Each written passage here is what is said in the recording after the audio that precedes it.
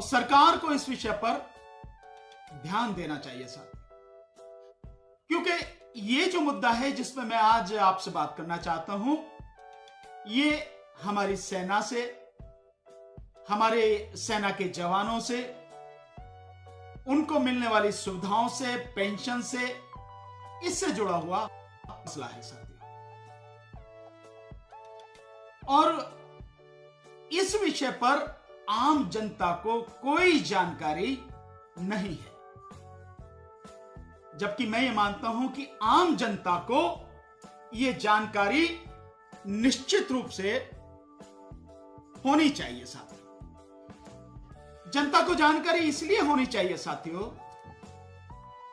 कि जो हमारे सैनिक हैं, जो हमारे जवान हैं, जो हमारी सेना है, उनको जो भी वेतन, पेंशन, सुविधाएं, जो कुछ भी मिलता है, वो इस देश के जो टैक्स पेयर हैं, यानी इस देश के जो तमाम नागरिक हैं, वो जो डायरेक्ट और इनडायरेक्ट यानी प्रत्यक्ष या परोक्ष रूप से जो टैक्स देते हैं सरकार को, उस टैक्स के पैसे से उन्हें वेतन मिलता है, उन्हें पेंशन मिलती है, उन्हें अन्य सुविधाएं मिलती हैं, और वो सुविधाएं उनको सही तरीके से मिल रही हैं या नहीं मिल रही हैं, या उनमें कहीं असमानता है, असमानता है तो क्यों है, और असमानता को दूर क्यों ना किया जाए, इस से संबंधित वो सारी चीजें हैं जिनके विषय में देश की जनता को मालूम होना चाहिए, क्योंकि ये उसके टैक्स पेयर के पैसे से सारी चीजें होती हैं।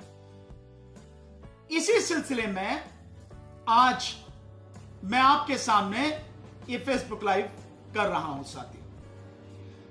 बहुत सी चीजें मुझे भी जानकारी नहीं थी, मुझे भी कुछ पता नहीं था, लेकिन साथियों जब हम लोगों ने पिछले साल मई से ईवीएम के विरोध में लगातार आंदोलन किया, उसी दौरान हमारा संपर्क हुआ, वो वन रैंक वन पेंशन को लेके जो जवान जंतर मंतर पर प्रदर्शन कर रहे थे, और एक तरह से अभी भी लगातार वो प्रदर्शन चल रहा है। मैं समझता हूं शायद 1800 दिन हो गए होंगे, यानी आप समझिए कि 5 साल तो वो निकल गए तो निकल गए, उसके बाद जो ये सरकार का जो समय चल रहा है, इसमें भी जो समय निकल गया है, तब से लेके लगातार ये आंदोलन चल रहा है। OROP इन शॉर्ट, जिसको कहते हैं OROP, यानी वन रैंक वन पेंशन। लेकिन मेरा मानना यह है साथियों कि क्या केवल हमारे जो जवान हैं, हमारे जो सैनिक हैं, उनकी केवल यही दिक्कत है? सेना के लोगों की केवल यही दिक्कत है, या इसके अलावा भी और बहुत सी बातें हैं, बहुत सी दिक्कतें हैं, बहुत सी समस्याएं हैं, बहुत सी असमानताएं हैं, जिनको ठीक होना मैं मानता हूं जरूरी है, जिनका समाधान होना बहुत जरूरी है। साथियों, इस देश का जो संविधान है, उस संविधान में जो मूल अधिकार हैं, उन मूल अधिकारों में समानता का भी अधिकार दिया हुआ है साथियों।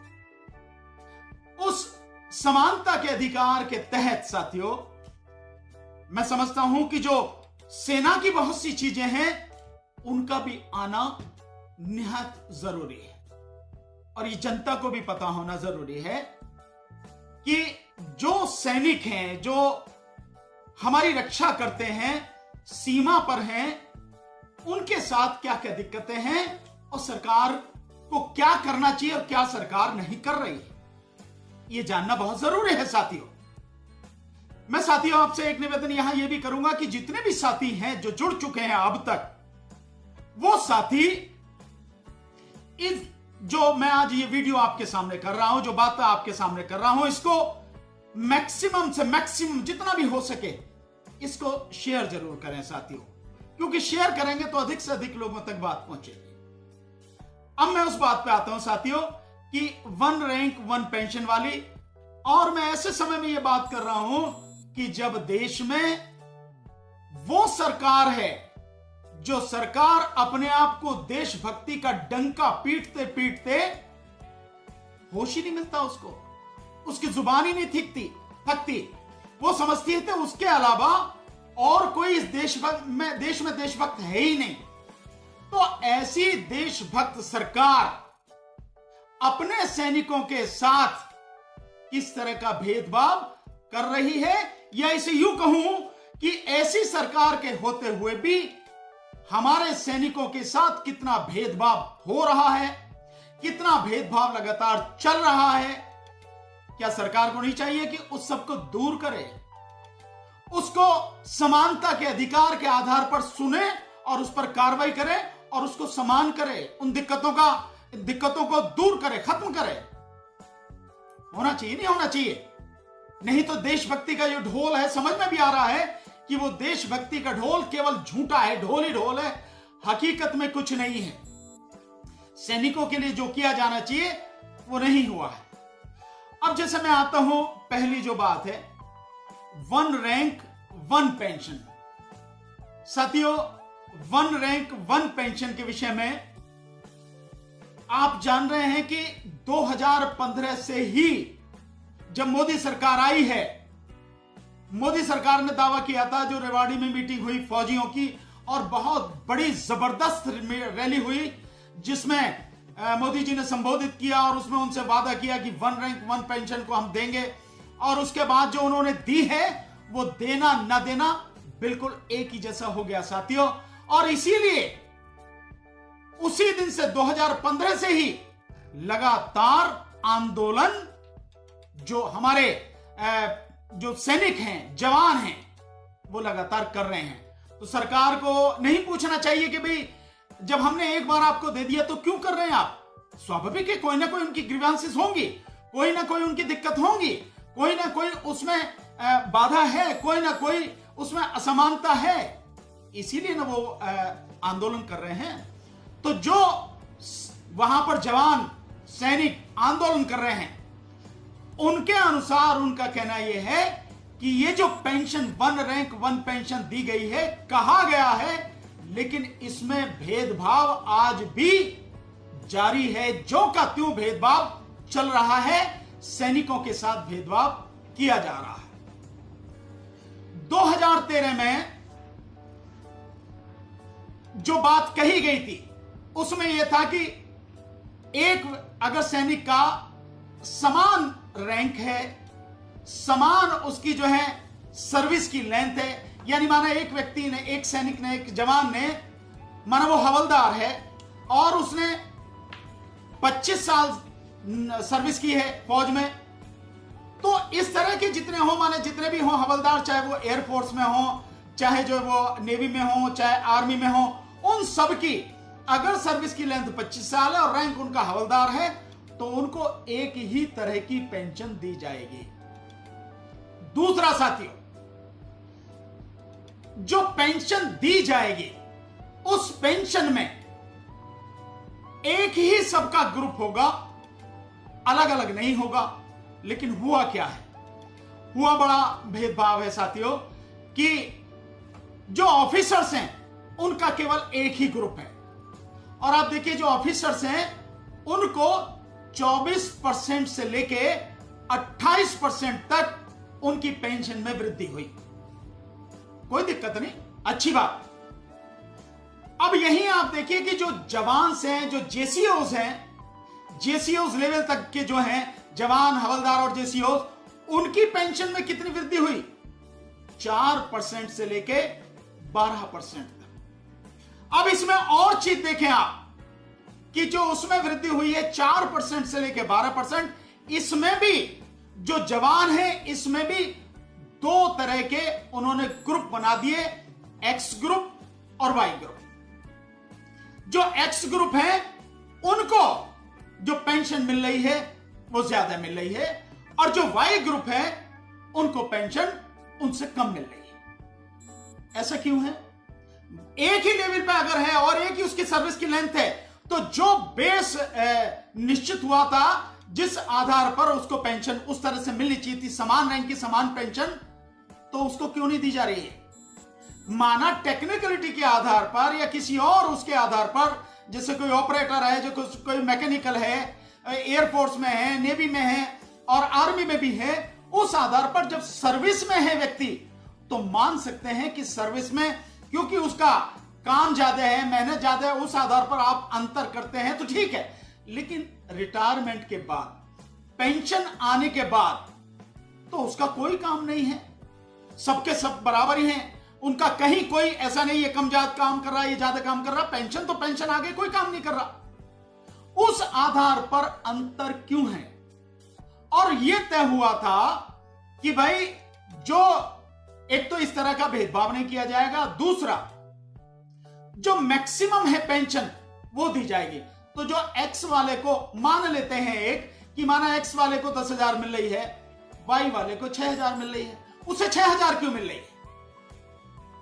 उसे भी 10,000 मिलनी चाहिए। मैं ये नहीं कह रहा हूं, ना ही ऐसा था कि जो 10,000 है उस वाले की 6 कर दो, नहीं, 10,000 वाले की 6,000 नहीं करनी, 10,000 वाले की 10,000 ही रहनी है, लेकिन जिसको 6,000 मिल रही है उसको बढ़ा के 10,000 करना चाहिए, यही नियम है। लेकिन कुछ ऐसा घालमेल हुआ, कुछ ऐसी लीडरशिप हुई, और हमेशा मैं जो मानता हूं, ये मेरे जीवन का बड़ा अनुभव है, कड़वा अनुभव है, कि जब भी धोखा होता है, जब भी इस तरह की दिक्कतें आती हैं, वो जो संगठन होते हैं जो अपनी मांगों को लेकर संघर्ष कर रहे होते हैं, उनके जो लीडरशिप होती है, उसकी लीडरशिप में कहीं ना कहीं गड़बड़ होती है।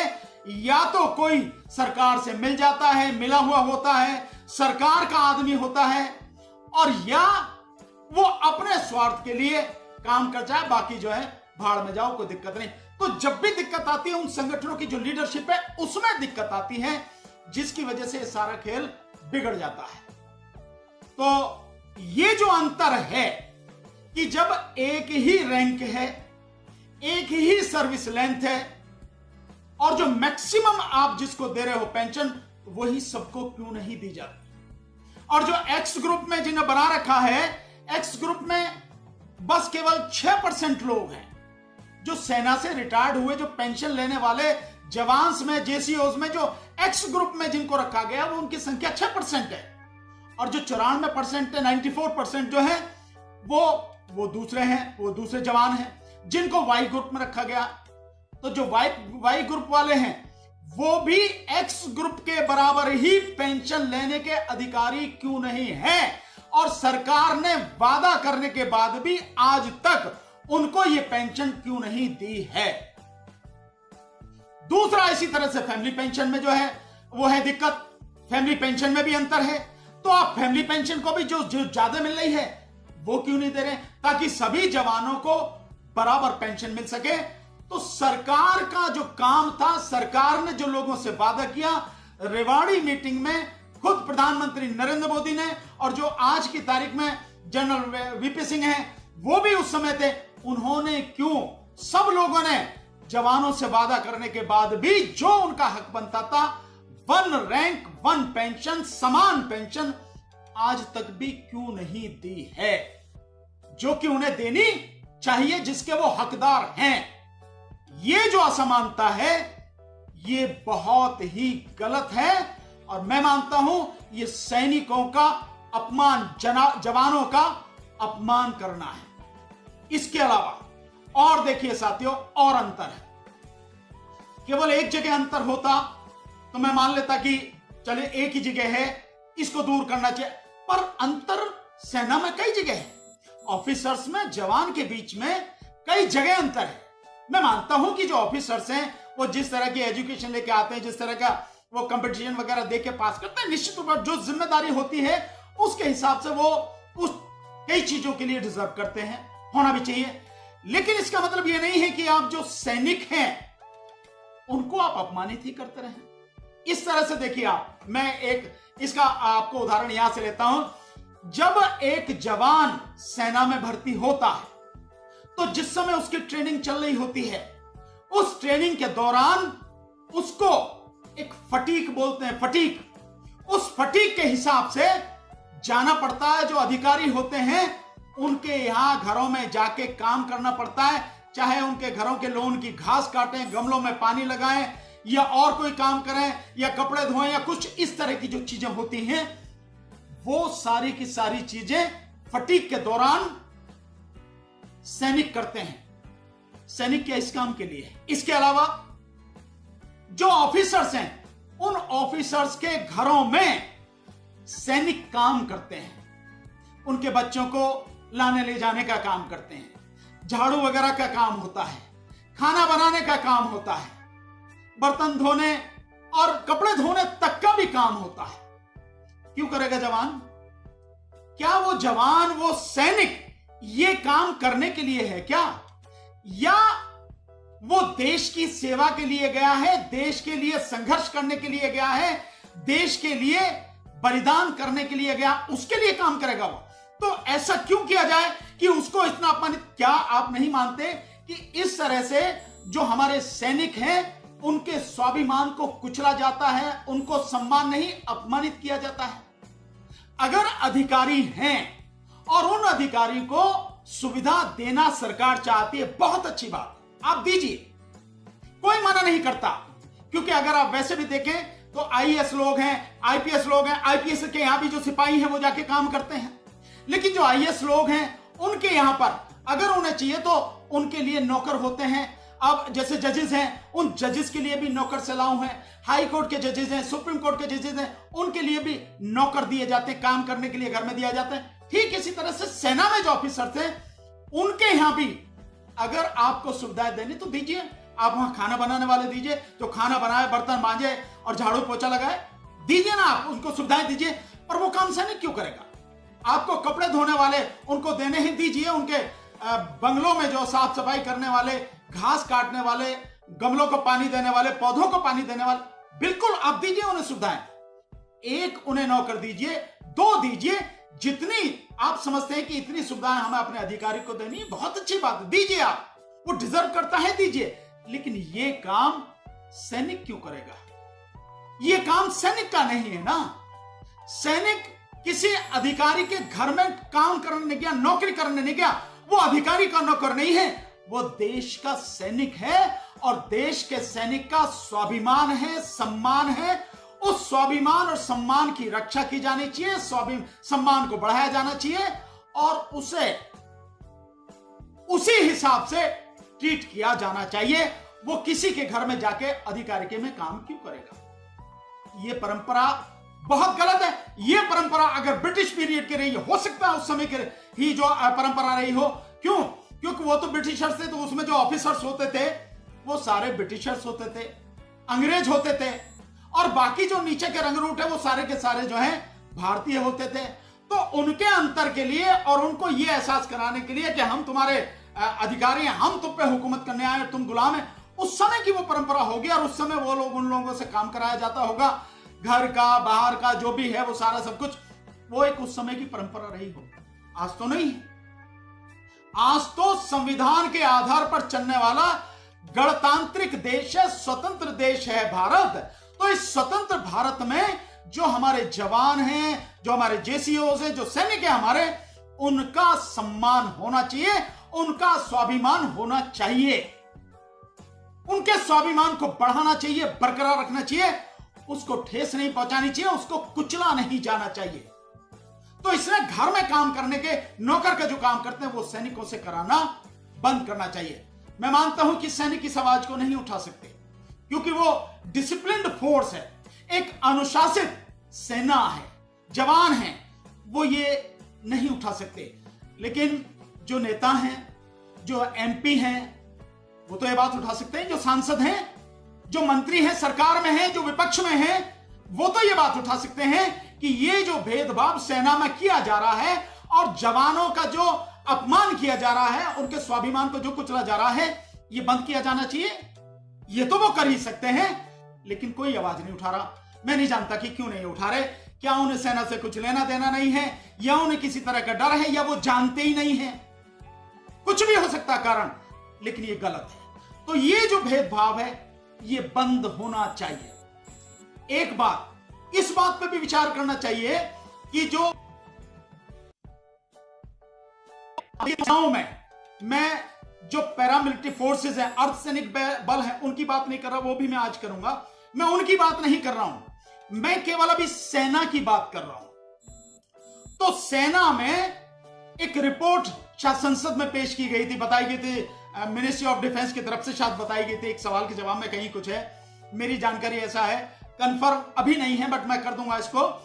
उसमें कहा यह गया है कि सेना में हर साल 100 से लेकर 150 तक जवान सुसाइड करते हैं, आत्महत्या करते हैं।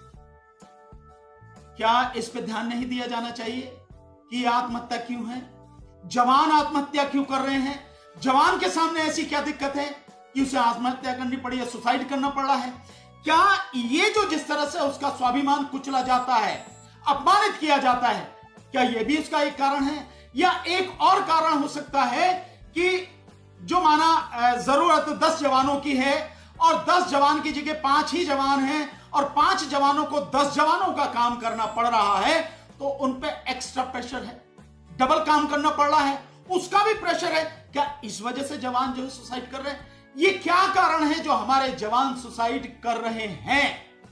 और एक इंफॉर्मेशन इस तरह की है, ये जो सैनिकों के ही माध्यम से है, एक इंफॉर्मेशन ये है कि जितने अब तक जो हमारे युद्ध वगैरह हुए हैं, जितने भी मतलब हमारी भिड़ंत हुई है, उसमें जितने जवान हमारे शहीद हुए हैं, उससे ज्यादा जवानों ने आज तक हमारे देश में आत्महत्या की है। तो ये इतनी गंभीर परिस्थिति है, क्या इसको सामान्य समझा जा रहा है कि जवान क्यों आत्महत्या कर रहे हैं? इस बात को गंभीरता से लेकर इसका बिल्कुल समाधान करना चाहिए। जवानों से जवानों की समस्या सुननी चाहिए, क्या बात है, जिससे हमें पता लगे एक्चुअल में कि जवान क्या महसूस कर रहे हैं, किस वजह से डिप्रेशन में जा रहे हैं, किस वजह से ये स्थिति उनके सामने खड़ी हो रही है, ऐसा क्यों हो रहा है? इसका समाधान करना किसकी जिम्मेदारी है? सरकार की जिम्मेदारी है, सरकार को करना चाहिए। इसके अलावा और एक स्तर पर भेदभाव देखिए साथियों, जो कैंटीन है, सीएसडी कैंटीन, डिफेंस की जो कैंटीन होती है, उस कैंटीन में भी एक बड़ी अजीब स्थिति, उसमें भी 2 तरह की स्थिति है। एक स्थिति यह है कि जो ऑफिसर्स हैं, बताया जाता है कि ऑफिसर्स को 9,000 रुपए तक की वो खरीद कर सकता है महीने में, लेकिन वहीं जवान और जेसीओ वो 4 से 5,000 रुपए तक की, आज शायद 5,000 कर दिया गया है, 1,000 तक की खरीद कर सकता है। मतलब जो खाने पीने का या नहाने धोने का, पहनने वगैरह का जो सामान खरीदते हैं, मतलब ऑफिसर्स के रैंक में, और इसमें अगर इसको उतना ही कर दिया जाए कि जितना ऑफिसर्स खरीदते हैं उतने का सामान ही जवान भी खरीद सकता है, तो इसमें क्या दिक्कत है? हाँ, अगर जो व्यक्ति खरीदेगा, भाई कोई भी व्यक्ति है हैसियत के हिसाब से, अपनी कैपेसिटी के हिसाब से, अपनी जो क्षमता है उसके हिसाब से तो खरीदेगा, उससे ज्यादा तो नहीं खरीदेगा। अगर वो माना 4,000 रुपए का या 3,000 रुपए का महीने में खर्च कर सकता है अपने खाने पीने या उस सामान पे जो कैंटीन से खरीदा जा सकता है, तो उतना ही खरीदेगा। अगर कोई ज्यादा कर सकता है तो उतना खरीदेगा। तो क्यों ना इसको भी बराबर कर दिया जाए? इसमें क्या दिक्कत है? इसमें भी इतना बड़ा अंतर क्यों है? एक बात। दूसरी बात, एक बड़ी जबरदस्त बात है जिसके विषय में मैं समझता हूं, उसको समझना बहुत जरूरी है कि एक जवान जेसीओ लेवल तक, एक जवान अपनी सर्विस में रहते हुए एक गाड़ी खरीद सकता है, और सर्विस से रिटायर होने के बाद जब वो पेंशन आता है, तो वो पेंशन के बाद भी केवल एक गाड़ी खरीद सकता है, केवल एक। वहीं पर जो अधिकारी हैं, ऑफिसर्स हैं, वो उनको गाड़ी हर 4 साल में खरीदने का उनको अधिकार है। बहुत अजीब सी स्थिति है, मैं नहीं समझ पा रहा हूं कि ये क्यों है। और इसमें भी एक अंतर है कि जो जवान है, वो जवान 1400 सीसी तक की ही गाड़ी खरीद सकता है, और जो ऑफिसर है वो 2500 सीसी तक की गाड़ी खरीद सकता है। ये जो अंतर है, और जवान केवल अपने पेंशन आने के बाद, रिटायर होने के बाद केवल एक गाड़ी, और वो 4 साल में बदल सकता है। क्यों भाई? अगर माना सरकार की नीति यह है, जो सरकार का ट्रांसपोर्ट डिपार्टमेंट है उसकी नीति यह है कि एक गाड़ी जो पेट्रोल की है वो 10 साल में बेकार हो जाती है, डीजल की है 15 साल में बेकार हो जाती है, तो यही फार्मूला वहां क्यों नहीं लागू होता कि भाई 10 साल में है तो 10 साल में, अगर उसकी खरीदी आपने पेट्रोल की तो 10 साल में, डीजल की खरीदी है तो 15 साल में। क्या उसके नियम से अलग स्थिति है ये? ऐसा क्यों है? इसके अलावा जो जवान है उसके साथ ये क्यों है? अगर जवान की किसी की कैपेसिटी है कि भाई वो 2500 सीसी तक की खरीद सकता है तो उसे खरीदने दीजिए, उसमें क्या दिक्कत है? व्यक्ति खरीदेगा तो वही ना जो उसकी कैपेसिटी, उससे बाहर तो खरीद ही नहीं सकता। ये जो भेदभाव है इसे क्यों ना एक समान कर दिया जाए कि दोनों के लिए यह नियम बना दिया जाए कि जवान हो या ऑफिसर हो, वो व्यक्ति जो गाड़ी खरीदेगा वो गवर्नमेंट के नियम के अनुसार पेट्रोल की है तो 10 साल में बेकार हो जाएगी, डीजल की तो 15 साल में, तो पेट्रोल की खरीदनी है तो 10 साल बाद खरीद सकता है, डीजल की खरीदनी है तो 15 साल बाद खरीद सकता है। ये नियम जितने भी अधिकारी हैं सेना के और जितने भी जवान हैं उन सबके लिए बराबर करने में क्या दिक्कत है सरकार को? और सरकार ने अब तक क्यों नहीं किया गया? क्या दिक्कत है सरकार को ये सारी चीजें करने में, जो सरकार इतनी राष्ट्रभक्त है और सेना के नाम पर जो वोट मांगती है, सेना को वोटों के लिए जिस सरकार ने इस्तेमाल किया है, वो सरकार क्या सैनिकों की इतनी बात भी सुनने को तैयार नहीं है, समझने को तैयार नहीं है, उन्हें उनका ये हक देने को तैयार नहीं है? क्यों? कहां है ध्यान आपका? क्या सरकार का सारा ध्यान एमएलए एमपीओ को खरीदने पर, विपक्ष की सरकारों को गिराने पर और अपनी सरकार बनाने पर ही है? सिर्फ इसी पर ध्यान है? सैनिकों के साथ ये जो भेदभाव हो रहा है, ये सेना में ये जो अंतर है, इस अंतर को दूर करके सबको एक समान स्तर पर सुविधाएं देने में क्या दिक्कत है? कोई दिक्कत मैं नहीं मानता कि कोई दिक्कत होनी चाहिए। इसको समान किया जाना चाहिए ताकि किसी भी तरह का एक भेदभाव, एक असंतोष